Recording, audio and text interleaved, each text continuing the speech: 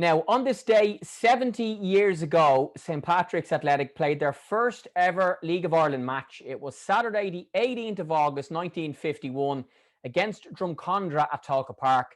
To tell us more, I'm joined by Dermot Looney from History St Pat's. Dermot, how are you? Hi, Jamie. How are you? Yeah, great, thanks. Not too bad yourself? Very well. Yeah, it's a great day to commemorate 7 years of League of Ireland football for our club. Yeah, now before we talk about the first game against Drumcondra and the first season, which of course ended with a league win, you might tell me a little bit about the path of St Pat's to get to the League of Ireland. And the admission for the 1951-52 season was, I think, the fourth attempt at an application. Is that right? Yeah, that's absolutely right. Pats have been banging on the doors of the League of Ireland for a few years at this stage. But as people know, Pats were a fairly new club in football at this stage, founded in 1929. Started competitive football in 1930, but at the really low level of a thing called the Intermediate League, playing in the Phoenix Park. So in basically 20 years, they climbed up all these divisions, the three divisions of the AUL, as well as that Intermediate League, and the two divisions of the Leinster Senior League, to really become the preeminent force in non-league football in Ireland. So they applied firstly for League of Ireland membership in that season, 1947-48. I've written about that in the programme a lot lately. There was an extraordinary season where they started beating League of Ireland opposition in cup football. And they kept applying for the next few years. And it looked at one stage like the league would let them in, but the league, which was, the management committee, which was made up of the other clubs in the League of Ireland at the time, and there were only 10 League of Ireland clubs at the time, only one division. They had a big problem with allowing in Pats, firstly because of the ground situation. So Pats were playing in Richmond Park, but at this stage, Richmond Park was a fairly basic ground. There was no major stand in it. The terracing around the ground was very, very, very steep and so on. So that's the official reason that a lot of the other clubs had a problem. I think another problem they had was that they feared Pats might become a dominant force. Pats had beaten every other Dublin club, for example, Shamrock Rovers, Bohemians, Shelbourne and Drumcondra in either the FAI Cup or the Leinster Senior Cup at the time. So Pats were a significant force, and I think they worried a lot of the old guard. Remember, like they had been, the likes of Shelbourne and Bohemians had come from the 1890s, had been senior clubs. They were around 40, 50, 60 years at this stage, and were really significant clubs, the same as Shamrock Rovers. And Drumcondra, who were a really big team at the time in League of Ireland football, and they were the first team that Pats came up against on this day 70 years ago. You might tell me a little bit about kind of just the main involvement of, whether it be supporters, volunteers, people in the club that were the driving forces behind the club eventually actually getting accepted for that 1951-52 season. Yeah, I think the part of the Inchicore community of the supportership of the club is huge and significant in their League of Ireland membership, because by this time Pats were getting really good attendances at Leinster Senior League games. And like for us, some of us go occasionally to watch a Leinster Senior League game nowadays. There might be a couple of hundred people dotted around at it, and sometimes they charge in admission, sometimes they don't. In these times, Pats were getting regularly crowds, maybe of 2,000 plus, into that small Richmond Park, getting decent sized gates for those Leinster Senior League games. And then when it came to the cup games that Pats were playing in the late 40s and early 50s before they joined the league, you were talking sometimes crowds of more than 20,000 at venues like Milltown and Dalymount Park. So Pats were able to field a very good team of semi-professional footballers by paying them from the money that the ordinary people of Inchicore and the supporters were putting in. It cost about a shilling to get into most of the games. Sometimes it was 9p, sometimes it was a shilling, and sometimes a little bit dearer. That's kind of not, even if you use a calculator for inflation, that's maybe something like €1.50 for nowadays. It's not big money, but of course people in those days had very little disposable income. This was a very poor time for Ireland, just coming out of the war into the 1950s. Inchicore itself was suffering and struggling.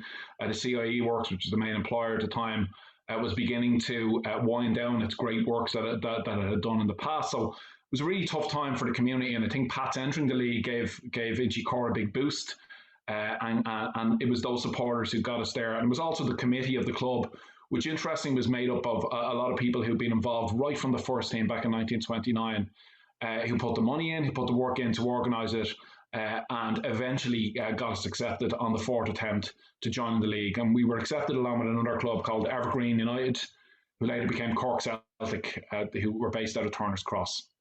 Yeah, fascinating stuff. Just 21 years after starting as a club, St. Pat's made it into the League of Ireland. And let's talk about that first ever League of Ireland match for St. Pat's 70 years ago today. It was against Drumcondra, a 4-1 defeat at Tolka Park, Dermot, Saturday, the 18th of August, 1951. But the Super Saints put on a fine show, according to one of the many newspaper archives about the game and the historic day.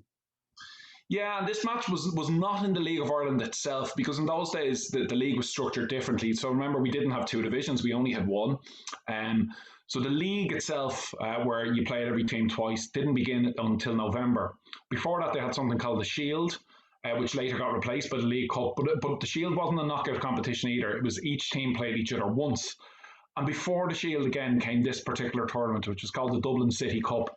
So there weren't really many pre-season friendlies, and this definitely wasn't a friendly, it was a competitive match. But the Dublin City Cup was the curtain opener, I suppose, to the season. In most of the previous years, it had been a kind of a league format too, but this year it was a knockout competition. So Pats played in it as a League of Ireland club against Drumcondra, but were knocked out in this game. It was a 4-1 win for Drums. Match was played on a Saturday, which is quite rare. Most matches were played on a Sunday back then. But Pats were, gave a creditable performance. Our goal came from the great Shay Gibbons after 32 minutes with a header. Pats had played quite well in the game. We were a bit unlucky to go down on a 4-1 defeat. The good news is the next week, Pats went back to Tolka Park to take on Drums in the Shield, and this time we won 2-1. It took us a little while to settle into this season, but luckily enough, by the time the league came round in November, we were in fairly good nick. And as people might know, we went on to win that league at our first attempt, which is really remarkable and something that's not really seen in football, either in this country or elsewhere, for a non-league team to come up to the top tier and win it at their first attempt. Yeah, you can search at History St. Pat's on Twitter, and there's some great archive footage. Dermot has a thread up this morning with, some of the bits and bobs from that year and from the game, and some fantastic pictures and newspaper articles as well. And the headlines and the reports and the reporters, Dermot, had different views on that opening day for the Saints. But overall, it looked quite favourable coverage of a first ever game in the league for the club. Yeah, and I think the newspaper correspondents at the time and the fans and the neutral fans of football in Dublin would have been very excited at this new club coming in because, by the look of things, if you read what the correspondents of people like W.P. Murphy in The Independent and Soccero in the Irish Press, these are the big correspondents at the time. Things had got quite stale, according to those correspondents in the league. And the League of Ireland had only 8 clubs up till a couple of years before this, had gone up to 10. And as I said, the football got quite stale. The competitiveness of the league's representative team, which was a big thing in those days, had gone down. They'd suffered some bad results as well. And the quality and standard of play wasn't brilliant. Now, the 50s was actually a very good period for League of Ireland football, but it kind of started with this expansion of Pats, and then later in the decade, you had likes Shamrock Rovers and Drumcondra and others really achieving with very decent players some good results and a very good standard. The correspondents at the time were quite excited at Pats coming in. Pats had been, a very successful non-league club, and had in their 11 lots of ex-League of Ireland players as well. So it wasn't as if we were coming from nowhere with a team of youngsters. There was a lot of established, experienced semi-professional footballers in this. Yeah, we'll chat more about some of the notable players in a second, but just on the actual league season itself, which ended with victory, Dermot, the season started in November. You spoke there about the Shield competition, which was effectively, as you said, a curtain raiser in which St. Pat's finished 6th, and was probably a nice way to, ease themselves into proper league football as such. But the first real season from November didn't go badly, ending with a league title victory, the first of 9 for the club so far. Absolutely. It's an astonishing thing to have happened. They actually lost the first game again against Drumcondra in the league. That was played at Milltown, which was the home venue for Pats that season, Glenmalure Park, the Shamrock Rovers home ground. So Pats kept Richmond Park. It wasn't as if we had abandoned the ground. Our B and C team played at Richmond this season. But the first team played in Milltown, beaten by Drums in that first League of Ireland game in November. But they went on to win, I think, 16 out of 24 league games or 22 league games. They won by 3 points. So they had in those days, it was 2 points for a win. So it was a fairly comfortable win in the end. Shay Gibbons was the main man here. He scored 26 goals in those 22 games, which is just astonishing. 4 hat-tricks. He'd only come to Pats in 1951, just before the league had started. So this was an astonishing result. There were massive crowds at some of these games as well. It brought great excitement and colour to Inchicore, and the people of the community had so much to celebrate with this great team. And again, a number of the players went on, for example, to get honours as Irish internationals or as League of Ireland representative 11 players as well. And the league win itself, again, like if you were to say in this day and age, a team was to come into the League of Ireland and win the league in their first year, it just probably wouldn't happen. So how did the Saints actually go about winning the league? You might talk a little bit about the business end and when the title was clinched, some of the scenes and the celebrations and the headlines around that time. Yeah, I mean, they won it by virtue of the fact that they had these really exciting players. They were a very free scoring team, scored lots of goals, but particularly Gibbons. Gibbons really led the line. So although Gibbons scored 26 goals, I think the next top scorer in the league to him was John Breen on 6 goals. So they had a talismanic centre forward, which was so important in football at the time.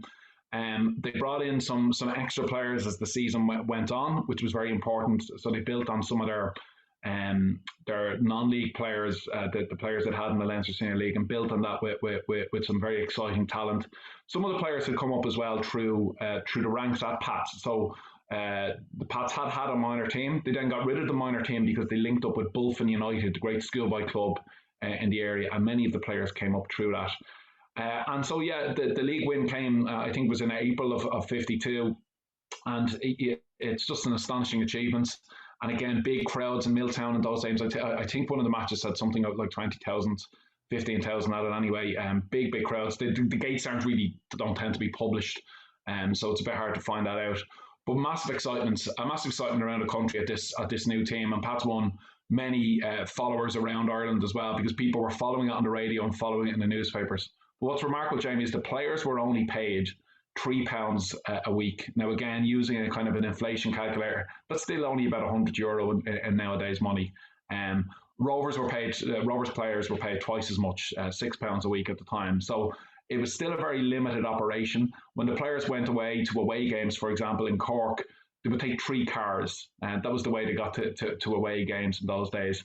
And they would have poached egg and toast on the way down in a place called the Galtee in Kerr in County Tipperary. So it was still a limited setup. It was still a moderately sized club. We weren't full of cash and full of money, but the small bit of cash and money that the committee were able to raise went in firstly to the team, and then secondly into still improving the grounds at Richmond Park, because they really wanted to get us back playing in Inchicore.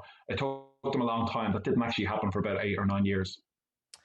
Well, Dermot, we'll be happy to know some of the players this day and age still like the scrambled eggs and beans on toast for their pre-match. Most of them would like a pasta and chicken, but some of them don't want a big heavy meal. So the eggs on toast back then, the lads might have been onto something, because it's still quite common now. But they do travel in these lovely 52-seater coaches, of course, not by car. But in this day, they travel on 2 52-seater coaches because of the isolations. But in those days, was there just one sub or even any subs with the team, so you could actually fit a full team into 3 cars and not have 7 people piled in?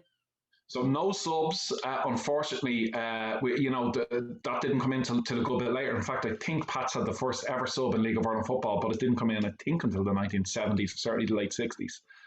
What often happened is one reserve would travel with the team, and when they played at home, they might bring 2 reserves. They might bring a reserve goalkeeper and reserve outfielder, and then if someone got injured in the warm-up, they would replace them, but no subs. And very often you'll read match reports of games where players get injured. So in the second game we played, which I mentioned there, which was also against Drums, Timber Cummins, our centre half, got a bad injury, had to go off the field for a good few minutes in that game. They managed to patch him up, put a patch over his eye, and he played on in that game. But no substitutes, so you frequently have teams going down to 10 and sometimes even 9 men. As well, so they were able to fit 3 in the car. That was, all the players in 3 cars. That was the advantage of it at the time. And of course, the fans too travelled, and the fans particularly travelled on trains because Pats were this great railway club. Many of the fans either worked in or had relatives in the CIE works in Inchicore. They were able to avail of free travel or of cheap travel, and so they travelled to games in the likes of Sligo and Cork. On trains and brought great colour with them as a new club in the league. One player I want to ask you more about is Harry Boland, nicknamed the Legend, and his career with St. Pat's. He then ended up moving into 125 Emmett Road, which is now the club offices, and there's so many great pieces of memorabilia upstairs in the house, as it's known still. And eventually he became the groundsman at the club, I think. Yeah, Harry, the legend as people know him, and many people listening to this will have known Harry really well. And I was lucky enough to meet him as well before he passed away in the early 2000s. But he became the heart and soul of St. Patrick's Athletic right from the time he joined as a player and his great career as a player, and then moving into the club offices and tending to the ground at the back. And Richmond Park was known as Harry's back garden. And himself and his wife, they washed the kit, they minded the grounds, they minded the managers who came in, and the players as well. So players and managers, officials of the club, going back even to the 2000s and to the 90s, will have really fond memories of the great Harry Boland. But he was a brilliant player. He, I think, had played for Bohs. He may have played for Bolton United as well. Before moving to Longford Town in the Leinster Senior League, he played against Pats the previous season and scored against them. Playing out on the wing, joined Pats this season and had a very decent goal scoring record, really good attacking player, and was part of that great team of the 50s. But this was his debut for St. Pat's, this first game in the Dublin City Cup against Drums. And the achievement 70 years later of what the club has done, and from that first league victory in 1952, the phrase "never relegated," one of only 2 clubs, and some of the great information that you sent me, which I'm sure was on your Twitter at History St. Pat's. Of the 12 clubs who were in the league then, there's only 7 still in existence. Only Shamrock Rovers and Dundalk have won more league titles since St. Pat's entered. 36 trophies in the League of Ireland era for the club as well. So it hasn't been a bad 70 years, but all started by that team and now being continued by the current crop as well. Yeah, I think there's 3 major achievements here. So there's the achievement of getting to the League of Ireland, which is astonishing in itself. There's the achievement of winning the league in this season, which is super. But then there's the achievement of staying in the business of football at the Premier end of things for 70 years. So to say as a League of Ireland club for that length of time, how many League of Ireland clubs, there must be dozens, have gone by the wayside over the years. And many clubs with more money than us, for example. So the club was kept alive. I mean, the golden era here from 1951, probably till about 61, which is when they won the second FAI Cup, and then won nothing of significance until 1990. So to keep the club alive during those difficult years of the 60s and 70s and 80s, when there was very small numbers of fans in attendance, when they didn't really have much of a chance of winning anything most years, that's testament to the supporters, to the officials, to the players, to the managers who kept it going. We nearly went out of business, as people know, in the 1990s as well, only for some great people to save us. And then to plough on from there and to keep things going. And again, even as recently as the 2000s, when it looked like we might have to be forced to move to Tallaght, a lot of people worried about the future of the club then. But we have kept things going, and it's a credit to the people who were involved throughout those years on the pitch and off it. But what a remarkable achievement to keep it going for 70 years. And as we said, only ourselves and Bohemians have never been relegated in terms of the clubs that joined or that were part of the league in 1951-52. Bohs finished bottom several times, but they always got re-elected in the era before the Premier and First Division split. We never finished bottom. So I think we are, one of the most successful teams in Irish football for the last 70 years. It's not, we're not the biggest club in terms of the size of our support, in terms of the money we have. But what an achievement that's been, and what a great 70 years it is, and it's testament to all those great people who kept Pats going over the years. Yeah, and here's to 70 more and beyond. There's loads more great stuff on Twitter at History St. Pat's. There's a lovely thread there this morning with different images and newspaper clippings as well. And Dermot, you have a full piece as well. You're a regular contributor to our matchday programme, The Saint, and the next home game is against Longford Town in a couple of weeks' time. Of course, Finn Harp's away on Friday, then the FAI Cup against Cork. So in a couple of Fridays' time on the St. Pat's FC website for free, there'll be a full article you've written for The Saint about this 70th anniversary. That's right. And wouldn't it be great to get another league win to commemorate it? Sure would, Dermot. Thanks a million. We'll see you soon. Thanks, Jamie.